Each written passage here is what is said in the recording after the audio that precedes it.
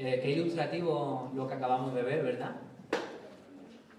Podríamos decir que el Evangelio es un cuadro que si no lo pintas completo, no terminas de explicar con claridad qué hay dentro de ese cuadro. Yo compararía que también el Evangelio puede ser como un edificio. ¿Por qué? Porque un edificio tiene partes que son estructurales y otras partes que no están dentro de esa estructura. Esto quiere decir que las partes que no son la estructura del edificio no sean importantes. Porque en un edificio es necesario que haya cimientos, columnas y paredes. No podríamos vivir sin paredes, ¿verdad? ¿Te imaginas vivir en una casa sin paredes? Un poco raro, ¿no? Pero sin embargo, si no hubiera cimientos y columnas, las paredes no tendrían donde apoyarse, en realidad. Y esa es la diferencia. El Evangelio es algo parecido, en realidad. A ver, va, muy bien. Con el Evangelio hay algunos puntos que son imprescindibles a la hora de plantearlo, para comunicar su mensaje, ¿no? Y es necesario plantear todos y cada uno de los puntos que el Evangelio necesita, que están dentro de lo que es su estructura, dentro de lo que es su fundamento. Y cuando tú estás predicando el Evangelio a una persona, tienes que plantear cada uno de los puntos que vamos a ver esta mañana, porque si no, no terminarás de pintar el cuadro completo, te faltará ahí una cara, una media de villano, lo que quieras decir, ¿no? Sin embargo, hay cuestiones que también no dejan de tener importancia, pero no son estrictamente fundamentales a la hora de comunicar lo que es el mensaje del Evangelio. Nuestra ponencia de hoy, explicando la buena noticia. Vamos a ver simplemente cómo hay que hacer para explicar el Evangelio bien, sin que nos falte nada, sin que nos dejemos nada en el tintero. Lo primero que vamos a ver 3 puntos. No sé si tenéis para tomar apuntes. Desde luego en el planning no vais a tomar apuntes. En el móvil a lo mejor, si tenéis un teclado de eso táctil, a mí me vuelve loco esos móviles. Pero en fin, hoy vamos a ver 3 puntos. El primer punto es, a ver, ahí, enumerar los elementos esenciales del mensaje. Este punto lo vamos a tratar aprovechando un pasaje en el libro de Hechos, en el que vemos a Pedro en el famoso capítulo en que predica a Cornelio y a su casa, que después veremos, ¿no? Lo segundo que vamos a ver son los elementos secundarios, es decir, esas cosas que cuando estás predicando el Evangelio pueden surgirte, pero que tú tienes que tener en cuenta que no son estrictamente necesarias para que se comprenda el mensaje. Y lo tercero que vamos a ver es adaptando lo esencial. En este último apartado vamos a ver la importancia de saber cómo adaptar la esencia de lo que es el mensaje del Evangelio, pero hacerlo en distintos contextos, a personas que tienen otra cultura, otra edad, y vamos a ver cómo podemos hacerlo, ¿no? Pues vamos al lío. El primer punto es los elementos principales y lo vamos a aprovechar. Lo vamos a sacar de este pasaje. Hechos capítulo 10, versículos 34 al 43. A ver, en Hechos 10 vemos que Pedro, cuando arranca el capítulo, Pedro estaba en una casa de un curtidor llamado Simón, y allí el Señor estaba él orando en la azotea y le muestra una visión. ¿En qué consiste la visión? Os suena, ¿verdad? Él ve un lienzo que baja desde el cielo y que está poblado de toda clase de animales. Dice que tenía mamíferos, reptiles, aves, o sea, ¿no? Y el Señor le dice, Pedro, mata y come. Y Pedro se queda un poquillo descolocado. ¿Sabéis por qué? Por la comida inmunda, porque lo que le estaba diciendo el Señor era contrario a la ley judía, de que no se podía comer de cualquier animal. Sin embargo, ve una visión en la que el Señor hasta 3 veces le baja un lienzo lleno de toda clase de animales y le dice, Pedro, mata y come. Y Pedro se queda así como diciendo, no termina de encajar, pero bueno, si yo nunca he comido nada inmundo, ¿cómo me estás diciendo esto? Mientras Pedro estaba meditando acerca de lo que había visto, el Espíritu Santo le ordena que se fuera con los hombres que estaban a punto de llamar a la casa buscándole. Enseguida esta gente se presenta y explican que venían de parte de un centurión romano que se llamaba Cornelio. Este hombre, según nos cuenta la Biblia, pues era un centurión que creía en el Señor, creía en Jehová, le adoraba y le buscaba, ¿no? Entonces Pedro se va con ellos y al llegar a su casa, a casa de este Cornelio, Pedro comprende el sentido de la visión que había visto. Lo que el Señor estaba intentando transmitirle era que el Evangelio era para todo el mundo, para judíos, para griegos, para hombres, para mujeres, ancianos. El Señor no hace acepción de personas. Y este es el sentido de la visión que él estaba recibiendo, para que él comprendiera que como judío tenía que abrir el Evangelio a la gente que no era judía. Por lo tanto, allí se presenta Pedro en casa de Cornelio y hace una exposición del Evangelio. Esta exposición que tenemos aquí la vamos a usar nosotros porque, curiosamente, recoge todo lo esencial que tiene que haber cuando una persona explica el Evangelio. Así que vamos a ir desgranando punto por punto cuáles son las informaciones que Pedro le va explicando a Cornelio y a su familia. Vamos a leerlo de un tirón. Dice que entonces Pedro, abriendo la boca, dijo: en verdad comprendo que Dios no hace acepción de personas, sino que en toda nación se agrada del que le teme y hace justicia. Dios envió mensaje a los hijos de Israel, anunciando el Evangelio de la paz por medio de Jesucristo. Este es Señor de todos.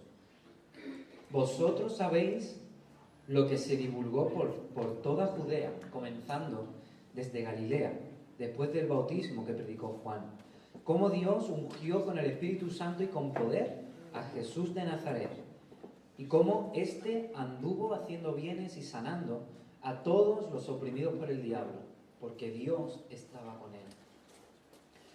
Y nosotros somos testigos de todas las cosas que Jesús hizo en la tierra de Judea y en Jerusalén, a quien mataron, colgándole en un madero. A este levantó Dios al tercer día e hizo que se manifestase, no a todo el pueblo, sino a los testigos que Dios había ordenado de antemano, a nosotros que comimos y bebimos con él después que resucitó de los muertos. Y nos mandó que predicásemos al pueblo y testificásemos que él es el que Dios ha puesto por juez de vivos y muertos. De este dan testimonio todos los profetas, que todos los que en él creyeren recibirán perdón de pecados por su nombre. Amén. En realidad los versículos 34 y 35, los dos primeros, son como una reflexión que Pedro hace en voz alta acerca de la visión que el Señor le había mostrado. Dice: ahora entiendo que lo que me estaba intentando decir el Señor es que Él no hace acepción de personas. Y después del 34 y el 35, Pedro directamente ya entra en materia, ¿no? El primer elemento que plantea Pedro es el siguiente. Estos 34, 35, 34. La identidad de Cristo. El Evangelio es un mensaje que está centrado en una persona, la persona de Jesús, ¿verdad que sí? Así es. Por lo cual, el primer elemento esencial que encontramos aquí consiste en que Pedro explica quién era la persona de Cristo. El versículo 36 dice: Dios envió mensaje a los hijos de Israel, anunciando el Evangelio de la paz por medio de Jesucristo. Este es Señor de todos. Concretamente esta última frase, Jesucristo, este es Señor de todos. Esta última frase nos explica cuál es la identidad. Al pronunciar esta sentencia, Pedro está diciendo que Jesucristo era Dios, está proclamando su deidad. Jesucristo era Dios encarnado. La identidad de Cristo, la segunda persona de la Trinidad, es clave para explicar el Evangelio fielmente. La Biblia enseña que Jesús era completamente humano y completamente divino. Completamente humano y completamente divino. Ambas naturalezas, de algún modo que no llegamos a entender completamente, ambas naturalezas conviven al mismo tiempo en su ser. Y podemos citar varios pasajes rápidamente para comprobar cómo la Biblia explica esto. Por ejemplo, en Juan 20, 28, Tomás exclama ante Cristo resucitado y le dice: Señor mío y Dios mío. Otro pasaje rápidamente, Romanos 9:5, que afirma, Pablo está diciendo que vino Cristo, el cual es Dios sobre todas las cosas. Estos textos nos están enseñando que Jesús, una persona de carne y hueso, que vivió en Palestina de hace 2000 años, es difícil de entender, pero era un hombre, y este hombre que vivió era Dios. Cuando tú te planteas esto y dices, pero bueno, ¿esto cómo va a ser? Un hombre que nació y vivió, sería difícil de creer en su... Si te pones en el sitio, es como si yo digo, mira, este hombre de aquí es Dios. Míralo, míralo, qué hermoso. Este es el Señor. Y aquella gente, pues, de aquella época se les rompieron los esquemas, ¿no? Porque Jesús vino y dijo, yo soy Dios. Y la Biblia enseñaba eso. Pero por otra parte, era Dios, pero Jesucristo, habiendo existido desde la eternidad como Dios, como segunda persona de la Trinidad, en un momento de la historia adopta la naturaleza humana y la incorpora a su ser de una vez y para siempre. Para siempre. Juan 1:14 dice que el Verbo se hizo carne y habitó entre nosotros y vimos su gloria, gloria como del unigénito del Padre. Otro texto clave sería este. En Filipenses dice que el Juan, o sea Jesús, siendo en forma de Dios, no estimó ser igual a Dios como cosa que aferrarse, sino que se despojó a sí mismo tomando forma de siervo, hecho semejante a los hombres, y estando en la condición de hombre se humilló a sí mismo haciéndose obediente hasta la muerte y muerte de cruz. Jesús era Dios y hombre. Y esta identidad única era lo que le capacitaba para ser la persona que obrara nuestra salvación. John Stott tiene un libro que se llama La Cruz de Cristo, que es buenísimo. Si no lo habéis leído, os lo recomiendo. Y él habla de cómo Cristo satisfizo la justicia de Dios en la cruz. Un pequeño párrafo que quiero leer de él es este. Dice, no hay nadie que pueda dar satisfacción, hablando de satisfacción a la justicia, ¿no?, sino Dios mismo. Pero nadie debería darla sino el ser humano.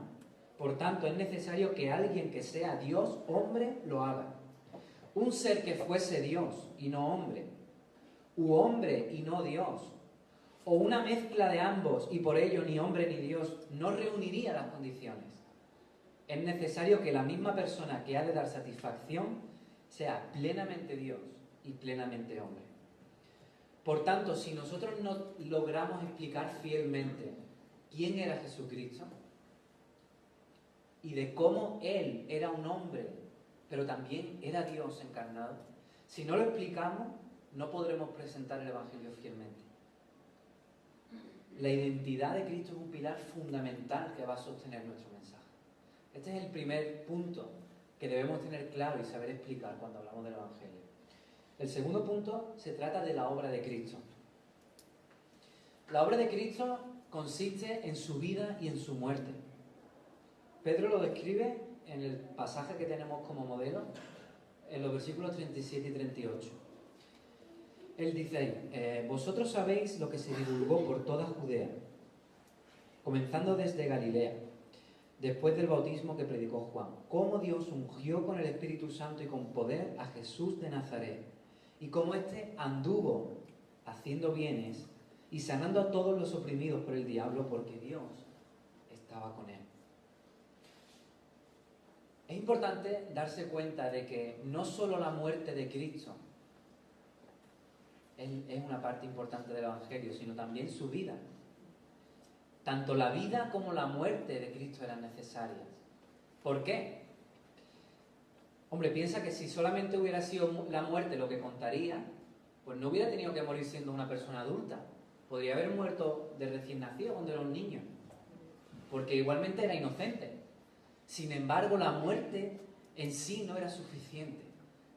Necesitaba también vivir una vida. Una vida que la Biblia describe que era humilde, sencilla, sirviendo